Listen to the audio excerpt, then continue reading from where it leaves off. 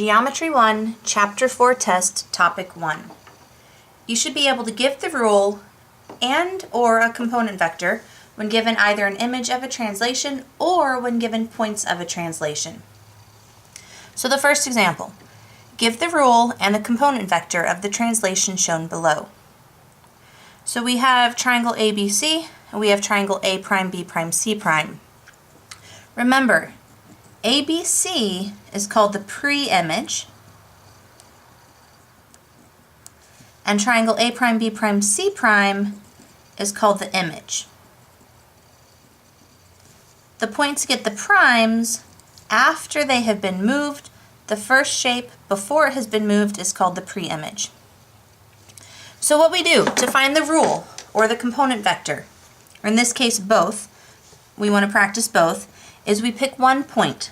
Let's focus on, I don't know, point A sounds good, to A prime.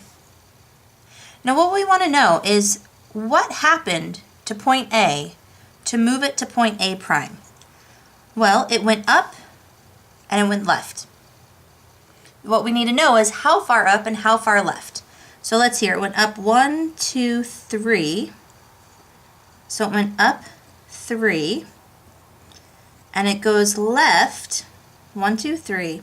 1, 2, 3, 4, 5, 6, 7, 8, 9, 10. Left 10. So what that means is that upwards is a positive 3, left is a negative 10, which means your vector, your component vector, is the vector 3, negative 10. That's what it means. Every point goes up 3 and left 10, and it's always a good idea to check, so let's count with B. It goes up 3, left 10. 1, 2, 3, 4, 5, 6, 7, 8, 9, 10. Just takes a couple of seconds to check one of the other points to make sure that it is in fact 3, negative 10. Now the rule, that's referring to the notation that looks like this. Every point xy gets translated into another x value and another y value. Well, what happened to every x value in triangle ABC? Every x value was moved up 3. That is, we took the x value and we added 3. The y values were all moved left by 10, so y minus 10. Now it doesn't necessarily matter which notation you use, both have their benefits. The rule, x plus 3y minus 10, is obviously a little bit longer to write. The vector notation is faster, it's less to write, but the rule kind of lays it out a little bit more, x plus 3y minus 10. But please note, the 3 from the vector is the 3 here, and the negative 10 from the vector is the negative 10 being, or the y minus 10, the subtraction.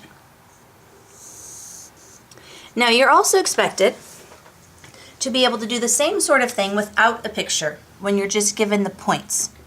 So here, give the rule and the component vector for the translation that maps point A, 3, negative 2, and point B, negative 1, 5, to A prime, 8, negative 5, and B prime, 4, 2. Well, it's always best just to focus on one point first. So you can pick. You can focus on A and A prime or B and B prime. And it's completely up to you which one works best for you, which numbers you like better. Typically, if one of them has a 0, I tend to pick that one. I also tend to pick the point if any of them are all positive. Like A would be 2 positive and A prime would be 2 positive, I would pick those. But here it doesn't necessarily matter. So we can pick A, 3, negative 2, turns into A prime, which is 8, negative 5. Now what we have to do is focus on the x and the y's. What happens to the x value? Well, from 3 to 8, the number's going up. It's getting bigger.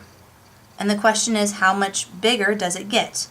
Well, it went from 8 or it went from 3 to 8, so the difference between 3 and 8 is 5. It went up 5. What about from -2 to -5? Well, that value actually went down. So how much further down did it go? It went from -5 to -2. -5 minus -2 is the same thing as -5 plus 2, which is -3. It went down 3. So the vector form, be 5, comma, -3. It's the difference between the x's and the difference, so that means subtraction, between the y's. Now once you know what the vector is, the rule becomes much easier. X went up by 5, so it becomes x plus 5, and the y value went down by 3, so y minus 3. We have the rule, we have the vector notation, they mean the same thing, it's your choice. Now it is a good idea to check, just real quick. So let's see here, if we plug -1, 5 into the vector, or into the rule, -1, 5, that's point B.